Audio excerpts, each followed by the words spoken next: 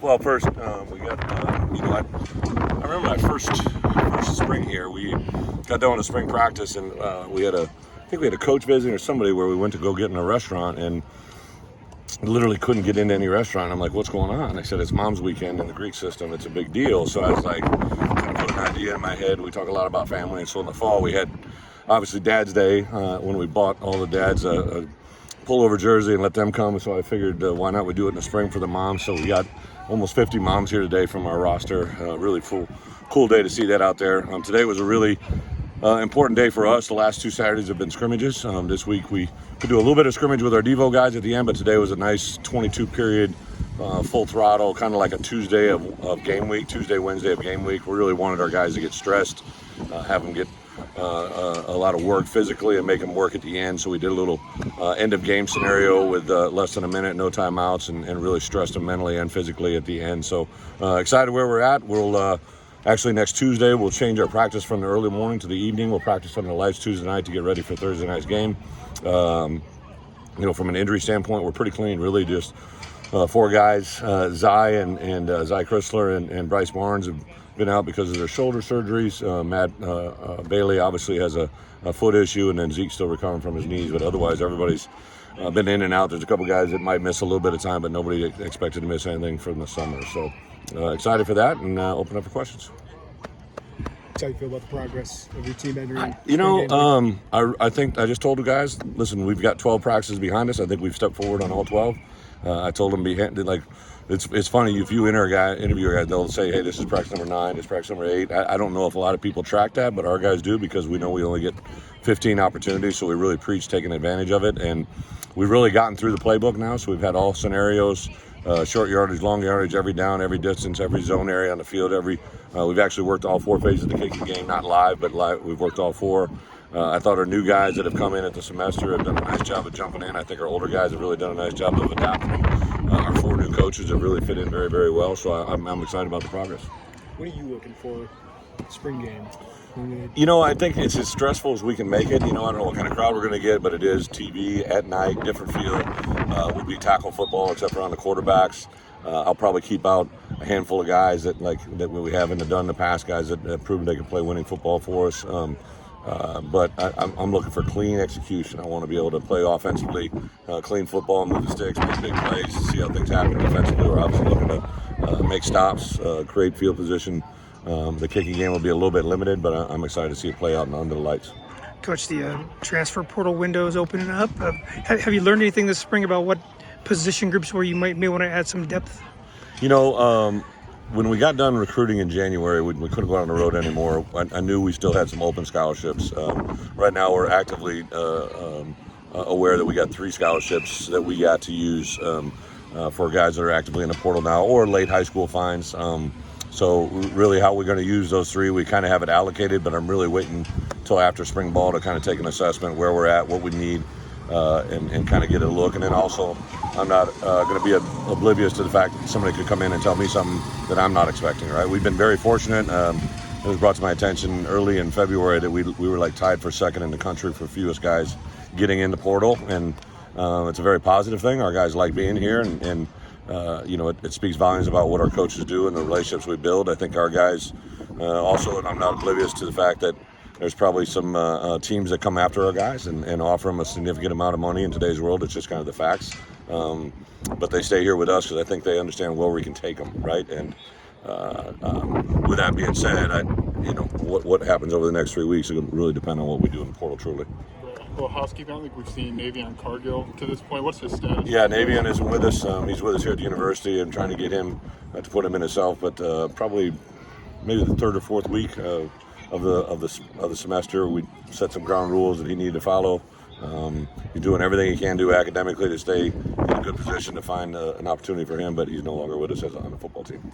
When it comes to the spring game, how important is that for the quarterbacks in terms of, how big of a piece is spring game when it comes to later season? I think just take case in point last year. Tommy came out last year and looked really good in the spring, did some good things, worked with our number 1 offense, communicated and took things from the sideline to the huddle to to the field and executed. And I'm looking to do the same thing. As obviously Luke has done some really good things. Donovan's done some great things.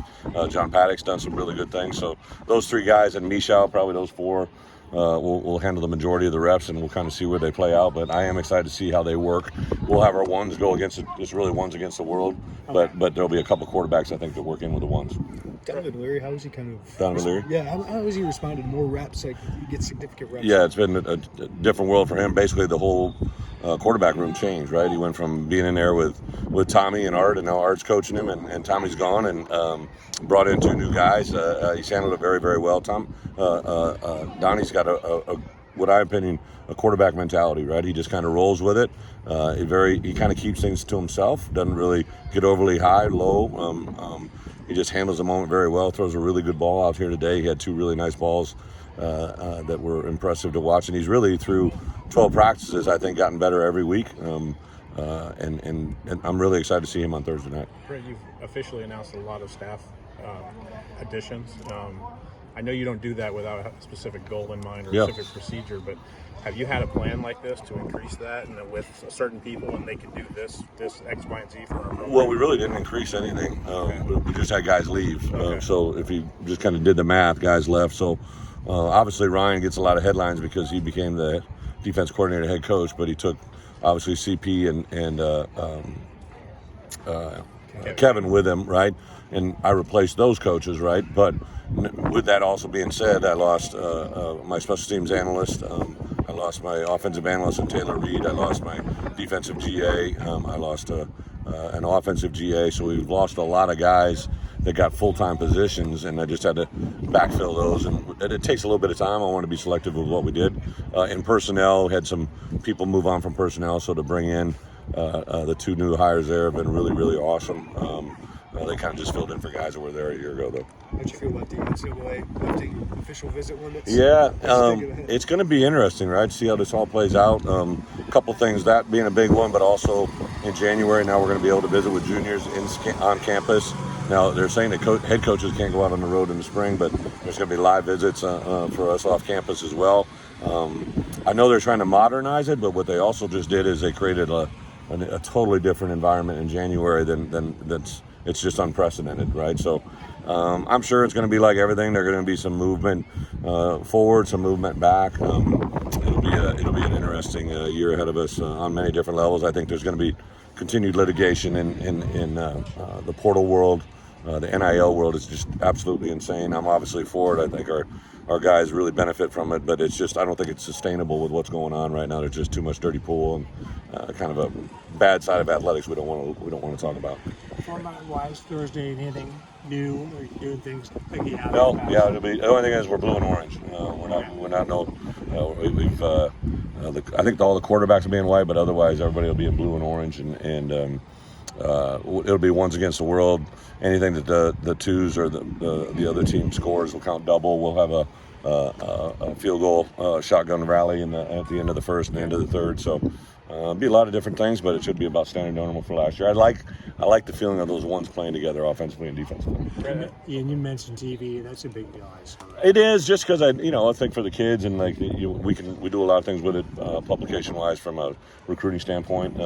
What I always want to do is try to get the one venue that doesn't have a contrast, right? Like if we did it on Saturday, we'd be battling with 3 or 4 of them. So I talked to Fitz this morning. I think he must be going on Saturday. I know there's a lot of teams that are going on that Saturday or this Saturday today, right? So that's what we're going to do, and I like having the only show in town, really. Coach, How do you I know. handle practice 15 after the spring game this year? Well, we do that for a reason. We want to. What I'm using Thursday for, it's the most game-like situation we can get. So what we do is we treat Thursday night as a game night. We'll come in on Friday and treat that like a Sunday recovery, and then we'll take the Saturday to make corrections from the game.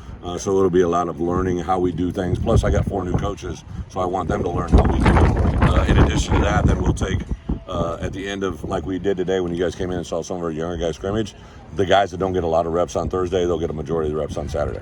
Coach, I know you want to improve across the board. Are there 1 or 2 areas where you want to see some growth on Thursday night? Different from what we see during practice, or? Well, just yes. Are there some things you saw in practice where you think you need Well, to improve? I think the big thing on Thursday night is just the way we play football, right? Our DNA has got to show up. We want to beat ourselves. We want to play clean offensively, play clean defensively. Special teams, we want to create advantages in the kicking game. To feel the pressure of game night, I think is a big deal, and I want to see how they handle it. And we'll have coaches on the sidelines. We really want to have guys in the booth. We'll have everybody down here coaching. So to be as game-like as we can handle, and I want to see those guys adjust in the moments. Brett's obviously a big time for spring recruiting as well as you build a class. What's been the feedback you've gotten, or how do you guys feel like you stand in that class? We've had a couple portal visits. Guys that those are the ones that can really have an effect right now. We had a young man visit to us, and he went to an SEC school, a new SEC school, right, and then one of our Big Ten competitions. So it's kind of a unique thing. They kind of the portal guys, if they're smart, they'll get in and visit now, right, because they can watch guys practice, right. Like that's what we did, and that's what we sold. But yeah, we have 7 offer kids here today that. As soon as I get done with you guys, I got the next 3.5 hours of 30-minute meetings. It was fun to see the moms here. And the first June recruiting class of my tenure, there were 16 guys that hit campus, and we've got 13 of those guys here, and they're all in our 2 deep.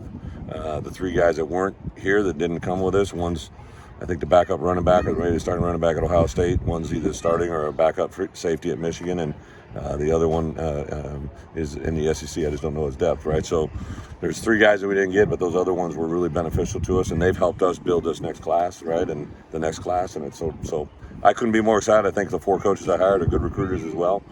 Really happy with Pat Hamilton, Jay Kaiser, and Pat Pearson, the guys that really lead our recruiting department. Nate McNeil. We just got a really good group in there. All good? Thanks, Thanks, guys. Appreciate it.